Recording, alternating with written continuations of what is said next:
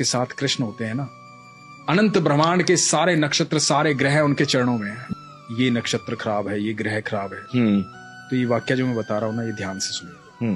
तो हुआ यूं कि जब भगवान 5 जगह मांगने आए थे कौरवों से, कहा था कि 5 जगह दे दो, पांडव आराम से रहेंगे, तुम आराम से रहना, कोई झगड़ा, कोई विवाद, कोई युद्ध नहीं। तो शकुनी ने दुर्योधन को कहा कि सुयोधन, इसे बंदी बना लो, ये उनका फेवर लेके आया है। दुर्योधन ने ऐलान कर दिया कि बंदी बना लो। अब ठाकुर जी को कौन बंदी बना सकता है? तो पहली बार ठाकुर जी ने अपने जीवन काल में पहली बार वो ऊर्जा दिखाई थी, वो लाइट दिखाई थी कि मैं हूं को। अब उसके बाद कृष्ण वहां से चले गए कह करके कि अब युद्ध होगा। और धृतराष्ट्र ने राज ज्योतिषी को बुलाया ये जानने के लिए कि क्या होना चाहिए, क्योंकि उन दिनों एस्ट्रोलॉजी बिल्कुल, और आप सोचिए उस समय कितने प्रखंड पंडित होते हों, प्रखंड बहुत, मतलब बहुत ग्रह नक्षत्रों की दशाएं कैसे बता देते हों। बिल्कुल बिल्कुल। तो राज ज्योतिषी को बुलाया, राज ज्योतिषी से पूछा कि क्या करना चाहिए बताओ। तो राज ज्योतिषी ने कहा कि महाराज, सुयोधन की कुंडली में राजयोग, कोई हरा ही नहीं पाएगा, निश्चित तौर पर विजयी होंगे, निश्चित तौर पर राजा बनेंगे, आप युद्ध करो। और सिर्फ इस बात पर युद्ध का ऐलान हुआ और युद्ध शुरू हुआ। अब धृतराष्ट्र लगातार चिंता में था। 8 दिन बीत गए, आधी सेना निपट गई थी कौरवों की। अब ये दिखाई दे रहा था साफ साफ कि कौरव हार जाएंगे, पांडव जीतेंगे। तो फिर से बुलाया गया राज ज्योतिषी को।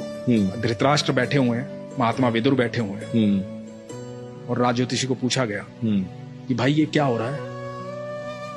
तो कह रहा था कि सुयोधन राजा बनेंगे। अब तो 8 दिन बीत गए, आधी से ज्यादा सेना निपट चुकी है हमारी। तो पता है राज ज्योतिषी ने क्या कहा था? कि वहां कोई है जिसने नक्षत्रों की दिशाएं बदल डाली, कोई है जो समय और परिधि से परे है, कोई है वहां। तो विदुर ने कहा था कृष्ण है वहां। ये बहुत कम लोग जानते हैं। हम जब भी मंदिर जाते हैं, भगवान के सामने जाते हैं, तो हम भगवान के सामने नतमस्तक होते हैं। इसके 2 कारण बताता हूं मैं आपको।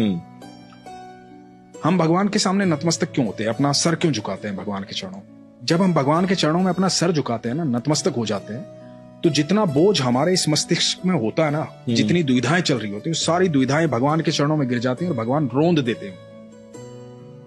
और जैसे ही आप नतमस्तक होकर के उठते हैं ना, तो आपको एक अद्भुत सुकून की प्राप्ति होती है। और ये क्रिया आप लगातार करते रहते तो आपके जीवन में दुख नहीं आता, क्योंकि आप भगवान के सानिध्य में रहते हैं। क्योंकि दुख की एक खासियत होती है, दुख बड़ा भोला भाला होता है। दुख जब भी आता है ईश्वर को साथ लेके आता है। जैसे ही दुख आएगा आपको ईश्वर याद आएंगे। ये बात तो है। भोला भाला होता है, इसके साथ कृष्ण होते हैं ना,